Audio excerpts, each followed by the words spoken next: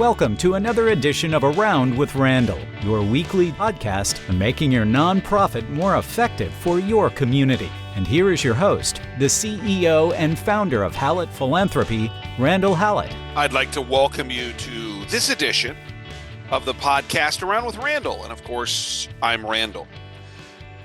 I covered today's subject in generalities back in February of 2022 with episode 110, talking about the concept of overhead.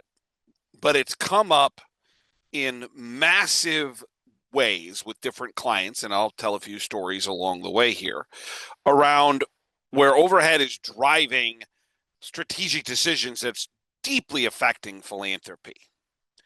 And what's happening is that we're choosing to look at a single number, maybe a ratio, maybe a percentage. Overhead can be looked at and classified or measured in different ways as the dominant choice as to what we're going to do next, how we're going to raise money or grow raising money. And what's happening is that decisions are being made that are counterintuitive to what actually is the truth. Today, we want to take this apart and really get into some really tactical ways at the end of the podcast, as we try to do each and every episode, of what 6 things you can do to really fight this overhead discussion. And it's not just amongst a small group of leaders, but amongst donors, board, executive leaders, to have a different level of conversation. So as we always do, we start at the top, work our way down through the problem, why it must be addressed or why it's the issue of the day, and then what are these tactical solutions. There is a belief that nonprofits should be incredibly cheap, that the ability to create or to realize lower administrative costs, that fundraising costs, when they're too high, signal ineffectiveness, that donors are indicating, or so we think internally, that the more we save, the better we are, that grants and granting organizations, more importantly, granting organizations, use this as a overly burdensome determinant of granting opportunities or choices. These watchdogs, charity watchdogs, which I'm all in favor of, online use this as a marker to say, oh, they're highly efficient. I recently heard my mother talk about this at her kitchen table as she was talking about some of her philanthropy, as she's very generous to ask my opinion every once in a while, what I think. And she talked about that, and will hear me talk more about this. I challenged that and said, wait, Mom, what about this? I didn't think about that. Overhead is a way. I'm not saying it's a terrible way. I'm not saying we should eliminate it as a metric, but it is a simple way that people have learned or think to learn to judge a charity. And that when we look at the data, like my mother, 61% of donors say they choose charities or have implications of their choice are directed toward or based upon overhead. And that many expect overheads to be less than 20%, 15%, which brings us to kind of where the problem is.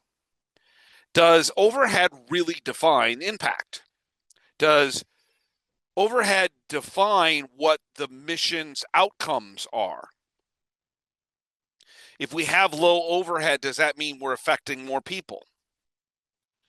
And what those of us on the inside would tell you is, again, I'm not advocating for not tracking overhead at all, but if that's your sole determinant, you're missing out on all the opportunities that come from investment, from growth.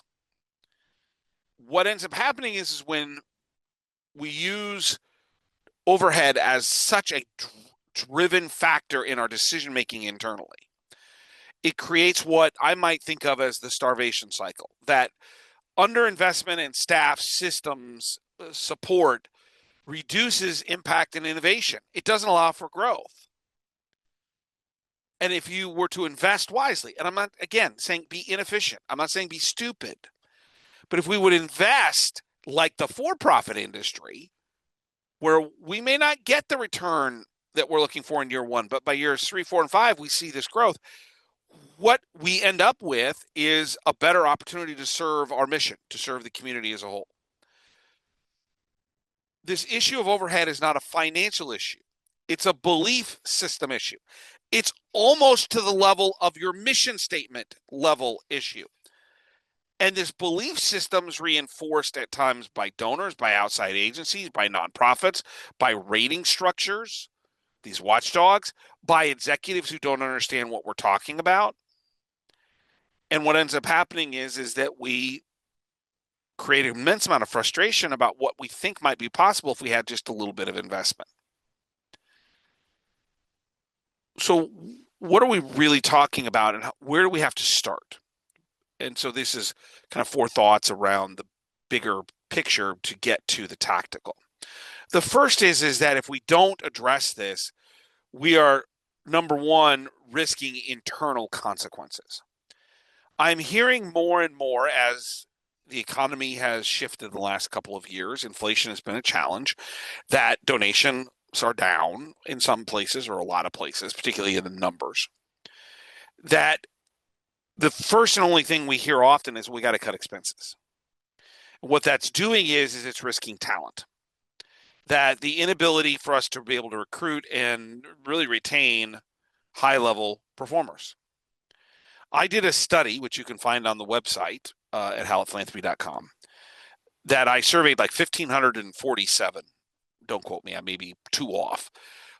Major gift officers. And what came out of it was they're underpaid. They felt like they're underpaid, particularly the ones that are delivering 10 to 15 to 20 times their salary.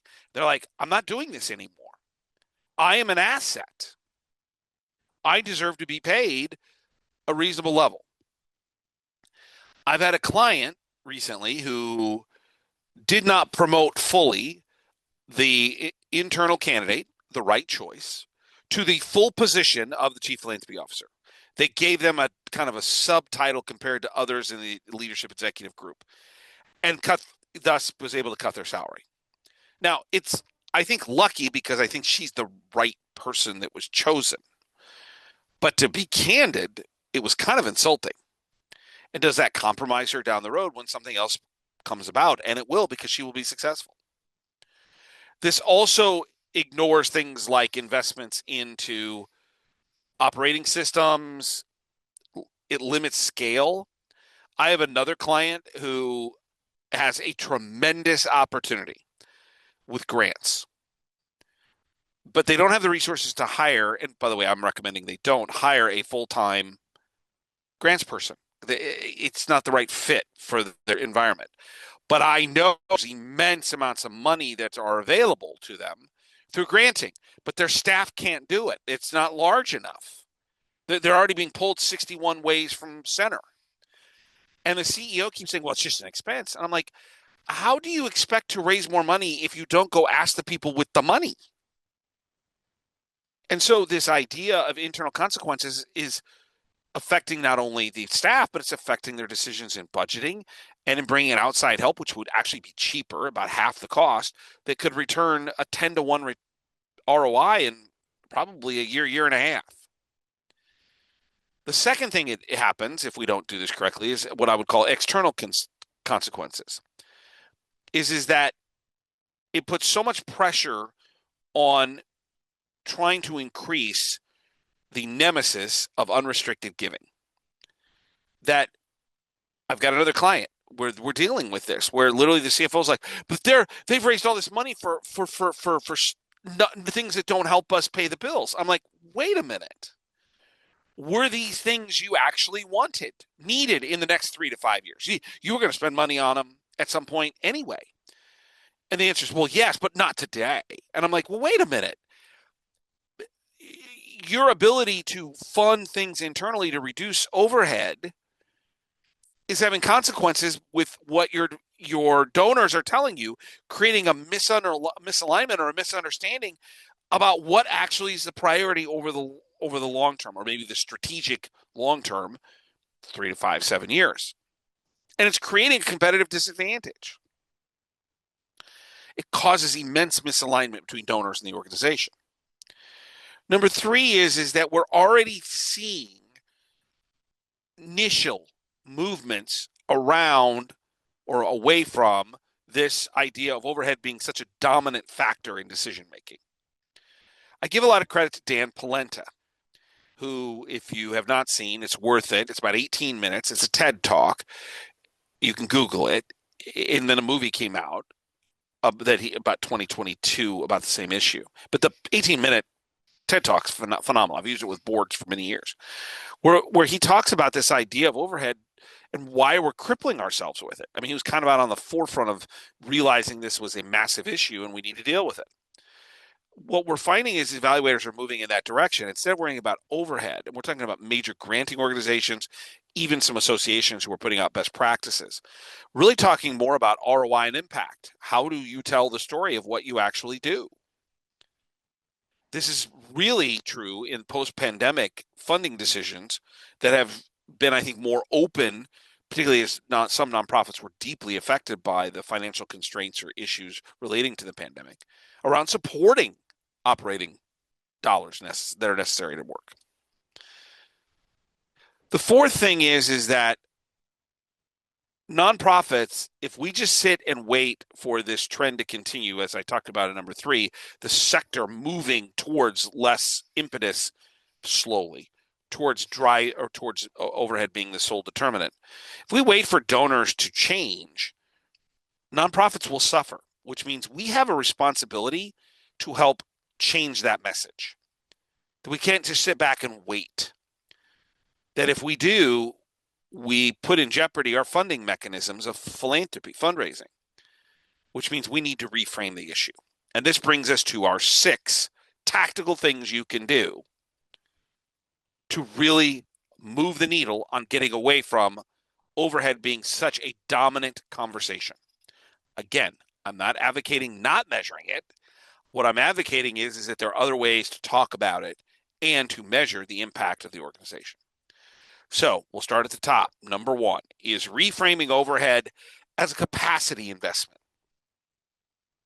Dan Polenta uses in that video that I was mentioning, the 18-minute TED Talk, the example that he experienced where if you invested in the things that drive the most revenue, you don't just increase the efficiency of the organization, you increase the scope, the size of the impact. He uses on the graphics circular pie or pie charts. The size of the pie gets bigger. So part of this is vernacular, language, that we have to stop talking about overhead and we have to start talking about talent and growth and capital investment. When you think of a for-profit company looking to grow, they don't talk about overhead. They talk about we're going to grow by investing in ourselves, by bringing in the right people. And that in some ways, we need to tie overhead to mission delivery. Our responsibility as an organization is to do more, not less. And to do that, we've got to grow. And so things like technology and HR, growth, impact, those are investments in us for efficiency, effectiveness, and more impact. Language can drive perception much more quickly than data does. Because if we just wait for the data, we have a period where the vernacular takes over. Overhead, our overhead's gone up. But we have to wait to see the impact. Shift it. You got to get the language to match the timing before you can measure the impact. First, reframe overhead as an investment. Capacity, growth, impact investment. The second is that you need to lead with these impacts and outcomes, not ratios. Now, that may seem counterintuitive, particularly when we talk about gift officers that we talk about in the first year, depending on pipeline and portfolio development. We're looking for a 1.5 to 1 return, and then the year 2 it's 2 to 4, 2 to 5, and by year 3 what anywhere between 5 and 10 if you can get there. I'm talking about the organization as a whole. We need to think about measuring what we do in things like cost per outcome. When we serve a meal in a food kitchen, what was our cost? How much scale was achieved? How much did we grow and impact people? Long-term impact. This is one that I get really aggravated by with clients, particularly with boards when they're just dealing with the moment. I'm like, no, your job is to think about it 3 to 5 to 10 years in length. And if all you do is think about the operational effect this year, I had a meeting this morning about this, where literally I'm looking at someone saying, hey, if you would stop looking at the operational delta, the gap between what we have and what we need to raise, and start looking at what the vision is, we might be able to get to where we need to go. We need to align this with expectations that are driven by results, by impact. Overhead ratios alone are poor measurements of long-term performance. They're a decent measurement of knowing what we're doing today. But if our goal is to grow, then they actually are counterintuitive, which is why we have to change, not talk about ratios, but get to outcomes. Number 3 is to educate donors directly, consistently, all the time in major gift conversations, board engagements, annual reports. And you can do so with simple language. Low cost does not equate to high impact. Think about that, just those, I think, 7 words. Low cost does not equal high impact. If we just use that in our conversation when somebody says about overhead, just those 7 words, think about the next series of discussions that come.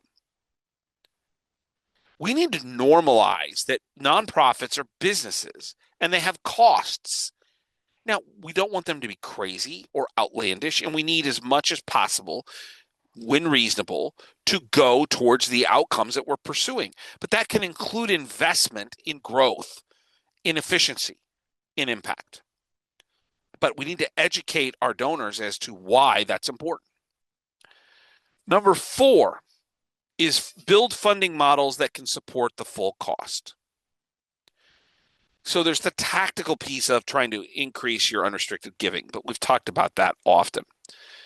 But I think the more important thing is we need to talk about the price of programs reflected in true cost. I have another client that's got an auxiliary service that's part of their organization, mission-driven, very important, and produces tremendous outcomes that align with the mission. But the person running that part of the organization is struggling to understand that she's trying to justify her costs, but she doesn't want to pay, as a part of her budget cycle, that infrastructure, HR costs, accounting costs, finance costs, technology. Well, no, that's part of that part of the organization. No. But you're using it. And I'm in discussions with her in terms of business planning, say you've got to account for it. But number 2, it's okay to talk about it. Typical nonprofits will spend 10, 15, 20% on operations. But what we fail to talk about is that incredibly large nonprofits can spend more than that to grow. But that has to be accounted for internally and discussed, as we talked about in number 3, externally. But we have to be honest as to what these costs actually are. Number 5 is all about messaging. Our boards, our leadership is ensuring that, first of all, there are no overhead myths, and that we're equipping our volunteers, almost like elevator speeches, with the language and the data to be able to be able to explain why this isn't a problem. We're back to the 7 words. A board member saying, if someone were to challenge them, low cost does not equal high impact. We're in the impact business. We want outcomes. So we're investing to grow. This really isn't about a fundraising philanthropy issue. When we talk about the board and the leadership, it's a governance issue. It's about who we are and what we believe and how we articulate that, which is all about governance. Having the orientation to be able to explain it, having regular updates so that there's messaging points, having note cards to help people if they need to be able to have a reference point to be able to speak to the issue. Those are more governance issues than they are philanthropy or development, but we don't see them that way. Number 6 is demonstrate disciplined investment. And what I'm really talking about is being able to tell the story of when the organization did invest, it grew, it made more impact, that it improved results. We're back to the example I talked about probably 10 minutes ago around a client with granting opportunities. And I've had to learn how to change in this particular area as a consultant and hoping to help them get to where they need to go from a funding perspective. To say things like to the CEO, can you not afford to go get that $1 million or $500,000 that is probably out there? Do you have other revenue sources that I'm not aware of? When we hired that person, within 3 years, they raised X amount of dollars. So it's almost like you're doing a before and after comparison. That this investment in philanthropy, investment in fundraising led to revenue growth. And that by investing in our staff, we have improved outcomes. You might look at this from a salary perspective, like you lost somebody really great as a chief philanthropy officer. You bring in someone because they cost less, but the numbers diminished. How do we use this as an understanding that investment into people, outreach, technology is not just overhead, it's about growth. And this is all about transparency, that if we're going to have a disciplined investment showing of the value, we have to be transparent because that builds trust. 6 things that you can do, from reframing it to capacity, to leading with outcomes, not ratios, to educating, constantly talking about low cost does not equal high impact. That building our models that include all of the costs, so we're honest about this. That aligning our board and our leadership to have the tools, the language, the examples to be able to explain it and justify it as a governance issue, not just a communications and fundraising issue. And lastly, showing examples of our organization, maybe another, that literally shows why investment led to growth. Our sector, nonprofit, generically doesn't have a cost problem. We have a narrative problem. We tend to think about this in ratios, in overhead costs, too much of the time. The narrative should be about outcome, storytelling, impact, growth. You might ask this question: what would change if our organization stopped optimizing for low overhead and started optimizing for growth, impact, maximized effect on the community? By just asking the question, you're causing people to think about, well, how would we grow? We're back to Dan Polenta and the pies. Investment doesn't create just more efficiency. More importantly, it creates a bigger pie, that if we invest in the things that will grow our impact, the size of our impact, the size of the pie will get larger. And that's what we really need to concentrate on. And if all we focus on is overhead, we can't get there. Press the envelope on this one. Don't be afraid to have meaningful conversations to figure out how to do this in a more meaningful, purposeful way. Because if you allow overhead to drive your decisions, you will end up in situations, unfortunately, with clients that, just like clients that I have to deal with, where they're limiting their opportunity to create growth in philanthropy that is all about making the mission more impactful. And that would be a shame no matter what type of nonprofit you are. We're in the impact business, not the overhead business. Don't forget to check out the blogs. 90-second reads. I'm always amazed because I've had to do some things with the website where I've had to track a little bit more of this. How many people are reading Tuesday, Thursday blog posts? 90 seconds, you get an RSS feed right to you. Hallett Philanthropy /blogs. And if you have a suggestion or a thought on a particular topic, I'm getting more and more of those people asking, hey, can you address this? Or what do you think about this? Email me, podcast@hallettphilanthropy.com. We need nonprofit work. We need philanthropy. We need the work that you do every day. No matter if you're a board member, volunteer, CEO, gift officer, infrastructure, volunteer doesn't make any difference.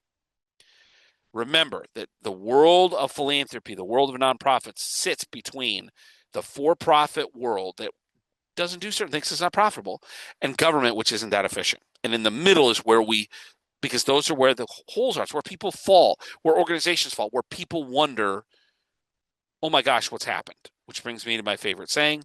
Some people make things happen. Some people watch things happen. Then there are those who wondered what happened. You're someone who makes things happen. You partner with others who want to make things happen internally, externally. For the people and the things in our community that are wondering what happened, they fall into that gap. I hope you take a moment and think about every day the impact that you're making, because it is profound, somewhere, on someone, for some purpose. But it's not done in vain.